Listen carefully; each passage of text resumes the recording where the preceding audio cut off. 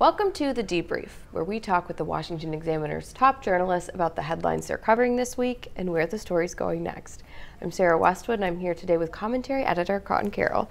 And Conn, more than 2 million people were stopped at the southern border just this past year trying to cross illegally. And initially, the Biden administration said they were going to expel most of those people under Title 42, trying to calm fears about the border crisis. Did that end up happening? Well, they have expelled or rejected. They crossed the border, immediately sent them back to Mexico, about half of them, a little over half. But the other half are taken into the country and basically giving pieces of paper saying, please appear in court about 90 days from now, and you can go wherever you want. And so this is close to 1 million people that have been let into the United States over the past year that may or may not show up in court. We'll see. But even it doesn't matter, because that whole process, even if they do show up in court for that first date, the backlog of asylum cases is so large that it takes 3 years to even get a decision. And even if a decision is finally given, the ICE is not going to show up, Immigration and Customs Enforcement is not going to show up to deport them. So 90% of them end up just staying.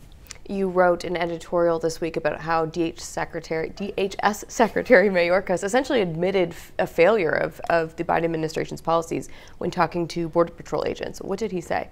Yeah, so this wasn't a public speech, but it was someone recorded him talking to Border Patrol agents in the Yuma sector, and he basically admitted that, look, the border is as terrible as it's been in 20 years, and a lot of that is due to our policies, but that's just the reality, and you have to deal with it.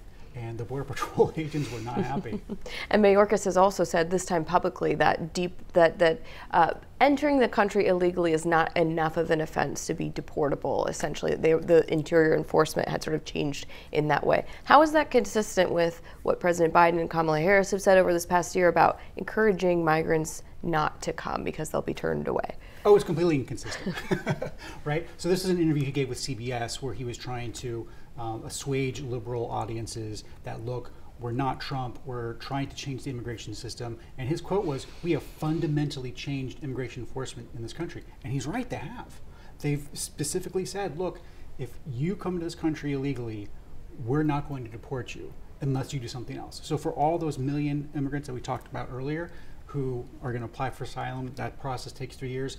As long as they don't get in trouble for anything else, and even then, a DUI doesn't count, the Biden administration is not going to deport them. So they're essentially saying, come here, and if you make it in, you can stay forever. And finally, in that same editorial, you also point out that the Biden administration has had an incoherent approach to the Remain in Mexico policy. Tell us about that. Sure. So the Biden administration, on day one, ended President Trump's Remain in Mexico policy, which basically says you can apply for asylum in the United States, but you have to wait in Mexico those 3 years while your case is being heard. Biden got rid of that on his first day.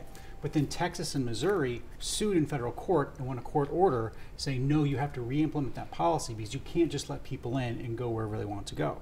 So the Biden administration is saying, yes, we're going to follow that court order. We're going to re-implement the Remain in Mexico policy, but they're still fighting it in court. So they're talking out of both sides of their mouth. Well, Conn, thank you so much for being here today. Absolutely. You can get more writing from Conn and the rest of the commentary team at WashingtonExaminer.com.